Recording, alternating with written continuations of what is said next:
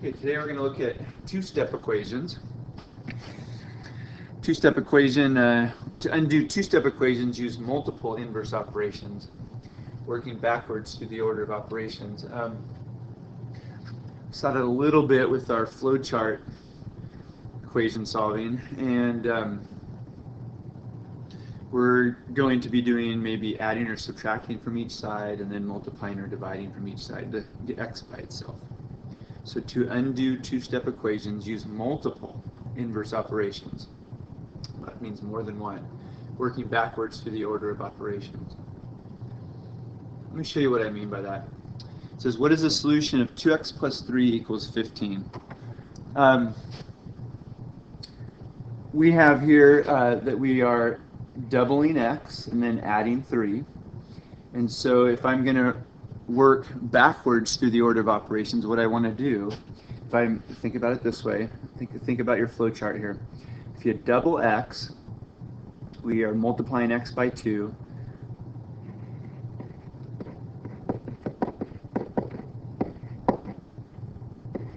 And then we are adding 3. So if we want to cancel out the adding 3, get rid of that, we need to subtract 3 from each side. That's what I mean by working backwards through the order of operations. Then if I want to cancel out the multiplying by 2, I have to divide by 2. So it looks like this. We subtract 3 from each side. We're writing the minus 3 underneath the like term 15. We only write the minus 3 one time on each side. You could also write it horizontally. It would look like this. Those are the same thing. A lot of students tend to like to just write it underneath. I know I do a lot. What you need to understand is that you're only subtracting 3 from each side one time and only from its like term. So as long as you understand that, you're fine here. 3 minus 3 is 0. That's a canceling to equal 0. So that is gone. That term is gone. Some students will cross that out to show it's gone. Just need to understand that that is canceling to equal 0. Remember, there's also canceling to equal 1, which we're going to demonstrate next. 15 minus 3 is 12. So that was the subtracting by 3 that we did first, right here. Then we're going to divide by 2. So we draw a fraction line under each one and divide by 2. This is an example of canceling to get 1. And so we're left with 1 over 1, or 1x, equals whatever we get when we do 12 over 2. This is where you would use your calculator if for some reason the arithmetic was something you couldn't do in your head. So x equals 6 is our final solution. So that's the dividing by two-step equation. Now, going back to the original here. If I go back to the original, you'll see if I plug in 6 right here for the x. Plug in 6 right there. 2 times 6 is 12. Add 3 more, I do get 15. So don't forget to check your answer. At least probably could still do a mental check on these two-steppers, just like we were able to do on the one-steppers. So here, let's take this one right here. You can see I'm taking z, and I'm going to divide by 2. That's like the first card, right? Divide by 2. And then I'm going to subtract 3. So I'm dividing by 2 and then subtracting 3. So if I want to work backwards through the order of operations, I'm going to cancel this out by adding 3. That's going to be the first step. And then I'm going to cancel this one out by multiplying by 2. Inverse operation of dividing by 2. So let's do that. It says first to add 3, so I'll do that to each side. So I have z over 2 equals 8. Oftentimes we'll put a line through our z so it doesn't look like a 2. Then I'm going to multiply each side by 2. So I'm going to take this z over 2, I'm going to multiply it by 2, and I'm going to take the 8 and multiply it by 2. And so the 2's cancel, leaving me with, once again, canceling to get a 1. 1 times z is z, 8 times 2 is 16. We'll box our answer. So let's take that 16 and plug it in up here. If I were to put in 16 for z, 16 over 2 is 8. 8 minus 3 is 5. So my answer checks out. Right, so this is an example of some basic two-step equations working backwards. It's kind of taken, you have to ask yourself what is happening next first and then second, and then work backwards from whatever's happening second and do that first. Lift that one off first, and then whatever the first operation on x was, we lift that off second, so in reverse order. So we're adding or subtracting from each side here first, and then multiplying or dividing next. All right, using an equation as a model.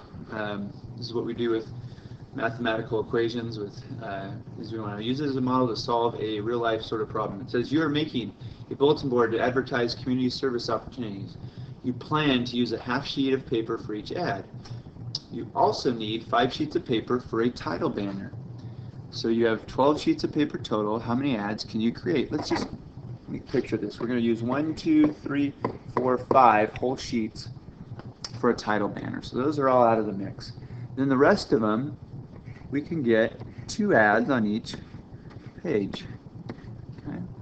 So how many ads can you create for each ad? So we have, you could count right now, 1, 2, so here there's 2 for each of these half sheets. So 2, 4, 6, 8, 10, 12. Looks like we can make 14 ads. If I were to write an equation for this, it looks kind of like a two-stepper. We didn't need to write an equation to solve it. We were able to do it with a picture. It would look like this. I have 5 whole sheets. Well, let's label first here. I didn't label this.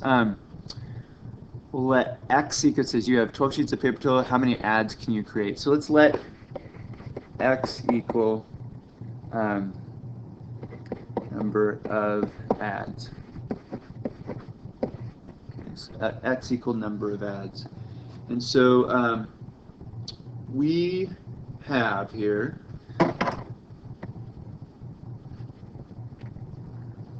so if we can use half a sheet of paper per ad,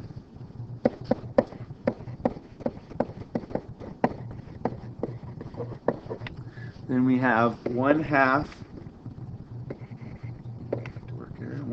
x plus the 5 sheets that we're going full sheets that we're going to use for the banner to equal our 12 sheets of paper that we have at our disposal. So if we apply our two-step equation solving to this, we're going to subtract 5 from each side first. So I have 1/2 x equals 7. And then in the next step, let's move this down, I'm going to multiply each side by 2 over 1. Remember that if we have a fraction like 1/2 being multiplied by a variable x, we can get rid of that fraction by multiplying by the reciprocal. If I write 2 over 1, you can see that 2 over 1 is the reciprocal of 1 over 2. So canceling here, I get 1's, and 1 times 1 over 1 times 1 is 1x equals, here I'm just going to multiply straight across. There's no simplifying that can happen before I multiply. 7 times 2 is 14. And so x equals 14, and so I could create, go ahead and answer the question, create 14 ads with those 12 sheets of paper. Now I'm not saying you have to write an equation to solve this. We did it with our picture up here. Just took out those 5 for the banner and then split the 7 left into halves, and so we could count. There are 14 ads there. You can see them here: 2, 4, 6, 8, 10, 12, 14. Okay. But that's how you would write an equation to model the same thing, and you could apply that to a problem that's a little more difficult. You might need the algebra to solve it. All right, last one on here, solving with 2 terms in the numerator. So this one we have a fraction on the left. So if I were to ask, okay, by flowcharts, what's happening to x? I'm first taking x, I'm going to subtract 7. That's what's happening on the left. That's my first box of the flow chart. And then I'm going to divide by 3. It's the second box of the flow chart. So I need to lift these off in reverse order here. So what's going to cancel out dividing by 3? I'm going to cancel that out. Need an inverse operation. The inverse operation of dividing by 3 is to multiply by 3. So you can see here we're actually going to multiply first and not add or subtract from each side. So we would take x minus 7 over 3, put parentheses around it, and multiply by 3 outside of the parentheses. And we need to do the same thing on the other side. Place parentheses around the right-hand side and multiply that by 3 as well. And what you'll see happening here is the 3's then cancel to equal 1, leaving me with only x minus 7 on the top. So this is a way to get rid of that fraction, that 3 in the bottom of the fraction.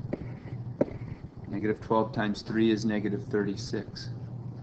Then, in order to get rid of the subtract 7, I have to add 7. So I add 7 to each side. And so x equals negative 36 plus 7. If you need to, check this arithmetic with your calculator. They are different signs, so I find the difference between the two and keep the sign of the larger one in absolute value, which is the negative 36. So I'm going to keep the negative sign. I'm really just taking 36 minus 7, just 29, and then I'm going to keep its sign, so negative 29. So box it. Let's just do a bit of a check here. Here's what my check looks like. This is a slightly more difficult problem. Let's make sure I did it right. I have negative 29 is replacing x. Anytime you plug in a number for a letter, go ahead and put it in parentheses. So negative 29 minus 7 is negative 36 divided by 3 equals negative 12. That checks out. Negative 12 equals negative 12. Looks like I got it right. That's it.